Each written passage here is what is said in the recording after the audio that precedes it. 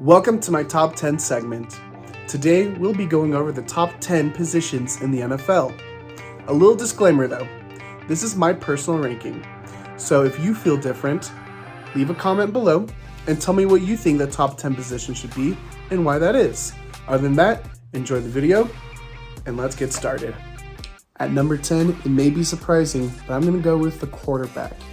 Now these guys are paid the big bucks. They are treated like celebrities and get all of the recognition. At the same time, if you start struggling, you have the potential of losing your job.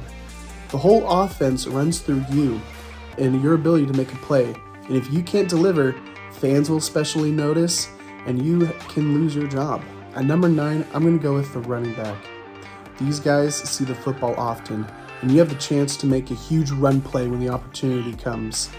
You can either be a big physical back that loves to deal punishment to defenders, like running back Derrick Henry from the Tennessee Titans, or you can work with your feet and be elusive, like New Orleans Saints running back Alvin Kamara.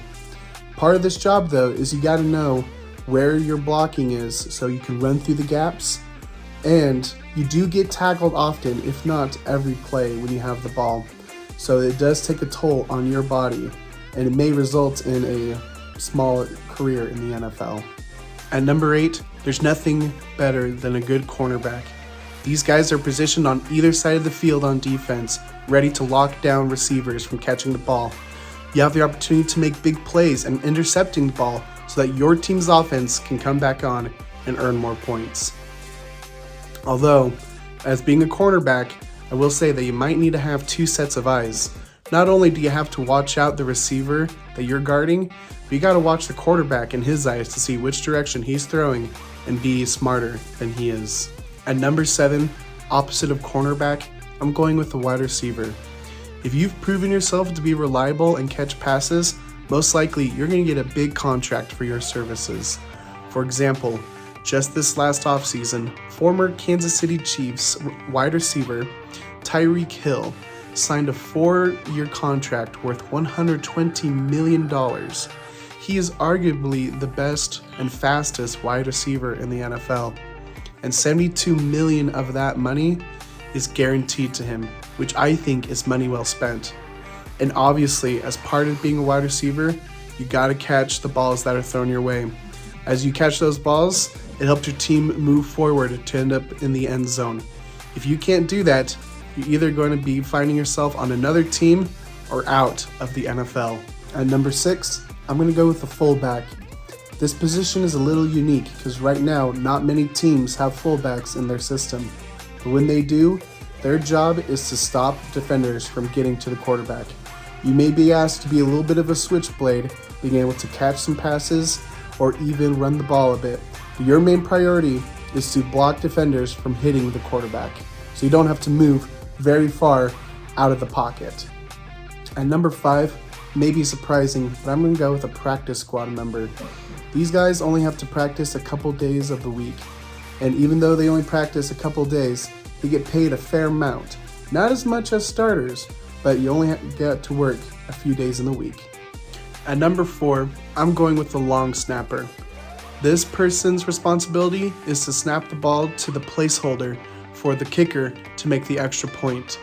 Now, as part of that job, you gotta have a strong back because a lot of the time, you'll be hunched over when you're on the field hiking that ball to the placeholder. But at the same time, these guys rarely get hit, so you can end up having a long career making decent money as a long snapper. At number 3, I'm choosing the kicker. Again, these guys can have a long career in the NFL, with them being not hit very often, if not at all.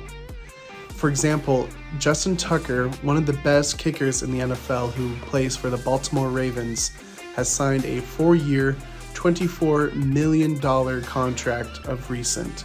So you can make really good money for just kicking a few balls every game.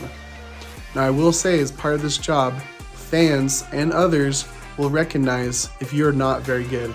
Especially during crunch time and the game is on the line, they need to rely on your skills to make a field goal to win the game. Finally, at number 2, I'm going with the punter. And again, I know I've said this before for like maybe the past 2 positions, but as a punter, you can have a very long career in the NFL. And what's unique about the punter position is that if you're hit by a defender, that's a penalty on them of 5 yards. So let me give you an example. Your team is punting, and it is 4th and 3. You punt the ball, and let's say defender tries to run over and try to block that punt, and they run into your leg, that's a 5-yard penalty on them. So that means your team gets to move up 5 yards. Now obviously 3 is larger than 5. So because of that, you're now on first down, and instead of punting, that means your team has the option, or really has the privilege, to come back on and have more downs for the opportunity to score more points. At number 1, I'm choosing the backup quarterback. These guys practice almost as much as starting quarterbacks. And if the starting quarterback gets injured, it's up to you as the backup to lead them to victory. But most of the time, you're suited up, ready to go, and just sitting on the bench.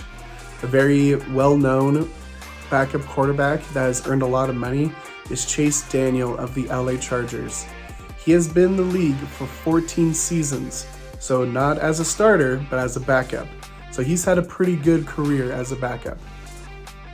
He's only attempted to throw the ball 263 times, 8 of those being touchdowns. And over his long career in the NFL, he has earned a little over $42 million. As a backup, I say that's pretty good money. Well, that is my top 10 positions in the NFL. I hope you enjoyed it. I hope you learned a little something. And if you feel any different on what you think the top 10 positions in the NFL should be, leave a comment below of what you think they are. And until then, I hope you have a great rest of your day.